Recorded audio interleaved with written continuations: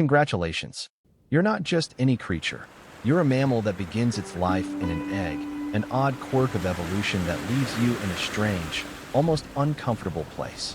Imagine being packed inside a damp, narrow burrow at the edge of a creek, surrounded by your siblings, all of you trapped in shells for about 10 long days. There's no sunlight, no fresh air, only the earthy scent of mud and the occasional whiff of fungi growing nearby. The burrow your mother created is cramped, dark, and dank, and you can't escape the feeling that you're living in a tiny, moist coffin. Your mother, who looks like a strange combination of a mammal and a duck, half fur, half feathers, doesn't seem too concerned with your well-being, at least not in the way other mothers might be. She's not there to keep you warm, cuddle you, or coo at you. Instead, she checks on you occasionally, just to make sure you aren't eaten by snakes or squished under her own body, which could easily happen in her clumsy, ungainly state. She's mostly focused on survival, but in your case, it's not about love or care. It's about avoiding death, because the world you've been born into is harsh, and everything around you seems determined to consume you. When you finally hatch from your shell, the first thing you experience is not the beauty of the world outside or the joy of discovery. No, it's a rather underwhelming moment. You're blind, bald, and utterly helpless. You look more like a blob than a baby, your body soft and floppy like a jelly bean that's been microwaved just a bit too long. You can't see, you can't walk, and you have no fur. Well, not really. You've got a few fine hairs that might qualify as fur, but they're so sparse that they don't count for much. Evolution, it seems, hasn't exactly worked out all the kinks when it comes to making you feel prepared for life. You're hungry, but the situation doesn't get any better. The idea of a comforting bottle of milk like you've seen in cartoons doesn't exist in your world. No, your platypus mother skipped that whole nipples part of the mammal equation. Instead, your mother's milk leaks straight from her skin. It doesn't come in a neat bottle or even a warm flow. It just oozes out of her fur, pooling in small drops that you have to lap up. It's not as glamorous as it sounds, and to be honest, it's kind of disgusting. But it's food, and at this stage of your life, that's all that matters. Your days pass in a slow, repetitive cycle of eating, sleeping, and waiting for things to improve, which, of course, doesn't happen. The most exciting thing in your life is watching your fur grow, but even that feels like an anticlimax. It's a slow process, and you can't even feel proud about it. It's not like you have any friends or siblings to celebrate with. You and your siblings are all too busy trying to survive. There's no time for play, no time for bonding. You're all just tiny blobs of fur and flesh trying not to die. And that's the harsh reality of being a baby platypus.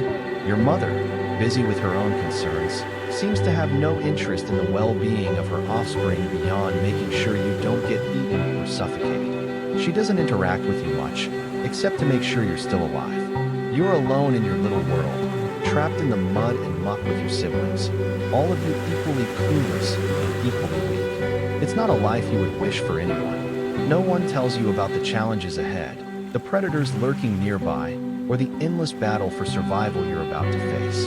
As the days go by, your strength slowly starts to improve, but the world around you remains just as hostile. Every creature that passes by seems to either want to eat you or ignore you entirely. Your fur begins to grow, but it's not enough to protect you from the elements. The wet fur clings to your body, leaving you shivering in the cold darkness of your burrow. You and your siblings spend your time huddled together, trying to keep warm, but it's hard to make any progress. As your mother goes about her business, there's an undercurrent of something unsettling in the air. You can sense that survival is about much more than just eating and growing. You must learn to navigate this harsh world, but no one will teach you. There are no handbooks or guides for a young platypus. There's no sweet lullaby to lull you to sleep. Instead, it's a constant struggle to stay alive, to make it through each day without becoming someone else's meal. The only company you have is your siblings, but they are no help. Everyone is equally helpless in their own way. You're all clinging to life, trying to find food in the dark, trying to keep from being crushed under the weight of your mother, trying to keep from being eaten by something bigger. The constant struggle, the constant waiting. This is your world now, and there's nothing you can do to change it. As weeks pass and you grow just a little bit stronger, you start to realize that your survival isn't just about avoiding danger. It's about learning how to live in this world, this cruel, dark, wet world where every day is a battle. You're no longer a helpless blob of fur. You're becoming something more. You're becoming a platypus. And soon, your mother will begin preparing you for the outside world, whether you're ready or not. The day finally arrives when your mother, seemingly without any consideration for your readiness or your feelings, decides that it's time for you to leave the safety of the burrow. There's no grand farewell, no gentle nudge into the world. No, she simply shoves you out of the burrow, as though to say, it's time to swim or sink. And just like that, you're on your own. You shuffle out of the warm, dark hole where you spent most of your early days and step onto the banks of the creek, squinting against the harsh sunlight. It's brighter out here than you ever imagined. You take a few steps, feeling your webbed feet sink into the mud, trying to balance yourself, but there's no time to adjust. Gravity does most of the work for you. You wobble awkwardly toward the edge of the creek, and without a second thought, you tumble into the water. Splash! The cold, murky water surrounds you immediately, and panic sets in. Swimming isn't anything like the calm, graceful movements you've seen in documentaries. No, it's a chaotic mess of splashing, flailing, and sinking. You try to paddle, but your legs and arms don't seem to work together. Your webbed feet feel like useless flaps, pushing against the current, but getting you nowhere. You swallow water, choke on it, and thrash in desperation. You feel like you're drowning. And yet, as you panic and struggle, you look around. Your mother? She's already gone. She's swimming away with effortless strokes, completely indifferent to the little creature she's just shoved into the world. She doesn't turn around to offer a helping hand, a comforting glance, or even a single reassuring word. She's busy, and your survival is not her concern. You feel a pang of loneliness, a deep realization that no one is here to catch you, to help you. This is it. You are alone, and now you must figure out how to survive. For a moment, you think you might never get it. You feel like you're sinking further, each frantic kick of your legs making things worse. But then, amidst the chaos, you stop flailing long enough to realize something. Your feet actually work. Slowly, tentatively, you begin to feel the water around you, the push of the current, the subtle resistance as your webbed feet catch it. You manage to make a pathetic attempt at doggy paddling. It's not graceful, it's not fast, but it's movement, and that's enough. But just as you think you might be getting the hang of it, reality hits you once again. The creek, the water, the very place you now find yourself in, is not safe. It's dangerous. The moment you try to regain control of your swimming, you realize there's more to fear than just the water itself. High above, birds circle, their sharp eyes scanning for an easy meal. Snakes slither near the banks, waiting for the right moment to strike. Everything around you seems to be on the lookout for something to eat. And you, little platypus, are a prime candidate. In a panic, you dive under the water, your body moving on instinct more than anything else. You squeeze into the mud at the bottom of the creek, hoping to blend in with the muck. You stay as still as possible, keeping your eyes half open, watching the predators above. They don't always leave. Some of them linger, waiting for you to make a wrong move. But sometimes, after what feels like an eternity, they give up. They lose interest. They leave. And in those moments of fleeting peace, you breathe a sigh of relief, only to realize you can't stay here forever. You can't stay underwater. You have to come up for air. After a few moments, you paddle away from your muddy hideout, now looking like a half-drowned leaf. You're exhausted, your fur heavy and weighed down with water. But the hunger gnaws at you. Survival is about more than avoiding danger. It's about finding food. And as you've come to learn, food is not easy to come by in this world. So, you begin your hunt. But hunting as a platypus isn't anything like the grand chase you've heard about in stories. No, it's much more mundane than that. You stick your face in the mud and hope for the best. Your bill, which is far more high-tech than you ever thought possible, helps you sense the electrical signals of tiny creatures. Your mother might have forgotten to teach you much, but evolution made sure you had the right tools for the job. Your bill detects the faint movements of worms, shrimp, and other squirming creatures beneath the muddy surface. And so, you stick your head under the water again and again, feeling around blindly. Sometimes, you find something that moves, a worm, a shrimp, something edible. Other times, you find only rocks. Yes, rocks. You don't even spit them out. You swallow them. Not because you're desperate, but because, somehow, eating rocks helps you grind up the food you do manage to find. It's not glamorous. It's not ideal, but it's what you have to do. Welcome to the life of a platypus. On rare occasions, you manage to find a shrimp, and when you do, you feel a brief flash of success. You gulp it down quickly, as though it's the most incredible meal you've ever had. It's not much, but it's something, and that's more than enough in this world of constant struggle. The moment of satisfaction fades quickly, though, and you're back to the muck. More foraging, more swimming, more searching for something to fill the gnawing emptiness inside you. Being a platypus means living a life of repetition. You swim, you forage, you fight to stay alive. It's not glamorous, and it's certainly not easy. But as you grow older, you begin to understand it. You begin to learn the rhythm of this world. You become good at swimming, even if it's not elegant. You become a pro at finding food, even if it means sticking your head into the mud every single day. Your fur is starting to thicken, and for the first time in a long time, you feel a sense of pride. You might not be graceful, you might not be fast, but you're surviving. And in this world, surviving is all that matters. The other platypuses around you, those few that aren't just as clueless as you were, become part of your world. You don't get to bond with them. No, platypuses don't do that. But you begin to understand their ways. You see their struggles, their fights, and the way they, too, survive. By the time you hit juvenile status, you've survived more than most. You're better at swimming now, still not elegant, but you no longer look like a mop losing a fight with a puddle. Your fur is dense enough to keep you warm. Your paddling actually moves you in the direction you intend to go, and you've figured out the basics of being a platypus. Don't drown. Don't get eaten. And if you're lucky, eat something before the day ends. But don't get too confident, because now comes a new set of problems, territory. You found a small patch of riverbank that seemes manageable. It's got decent mud, plenty of shade, and, most importantly, a few edible worms if you dig long enough. You start to think maybe, just maybe, this could be your space. But then another platypus swims in like he owns the place. He doesn't ask. He doesn't knock. He just floats in, eyes you for a second, and then slaps his tail. Welcome to platypus diplomacy. A tail slap, in your world, is not friendly. It's not hello or let's share. It's a warning, a challenge. I'll leave now or I'll make your day much worse.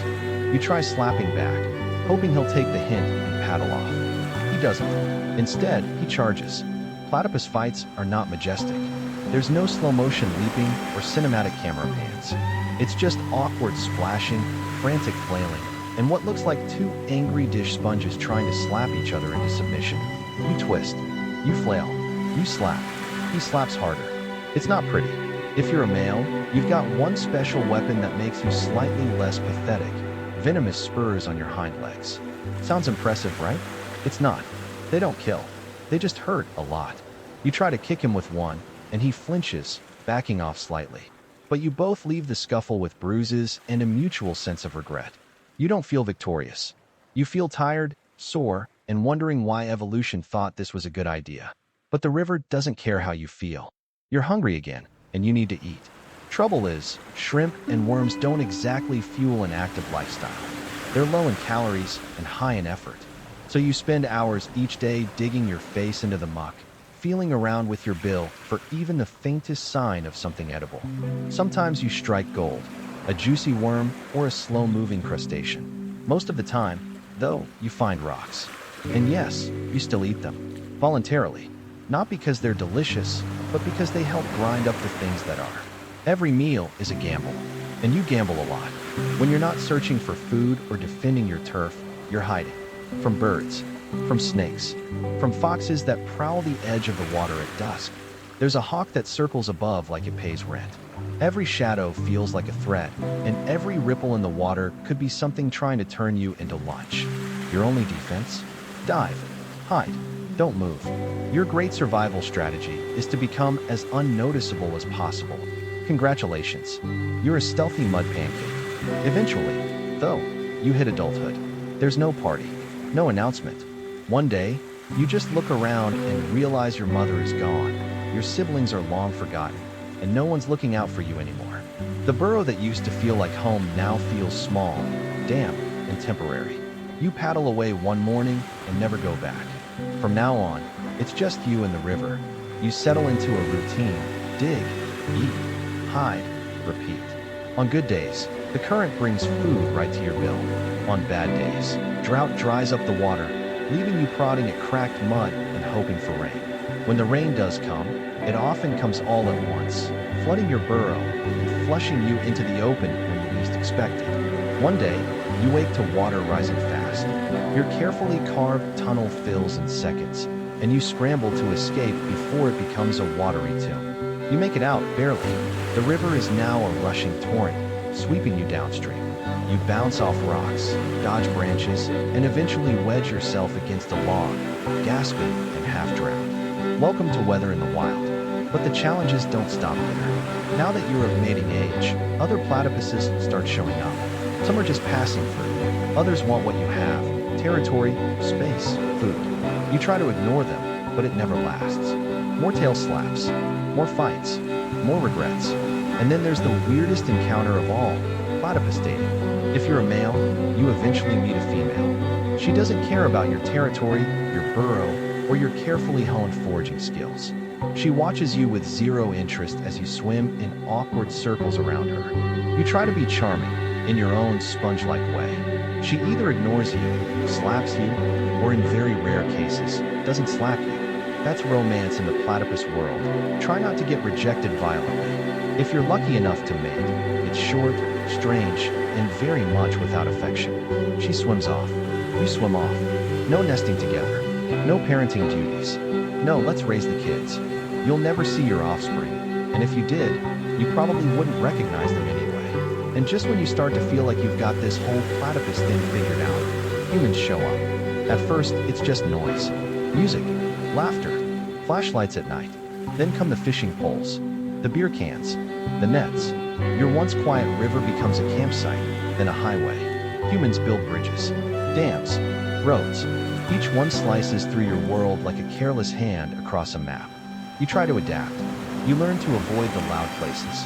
You stay away from shimmering fishing lines and the scent of fuel. But no matter how careful you are, one mistake could end it all. A net you didn't see, a car you didn't hear, one wrong move, and that's it. By the time you hit your prime, you've grown into your own. Your fur is thick, your swimming is efficient, and your foraging technique is as perfected as it's ever going to get.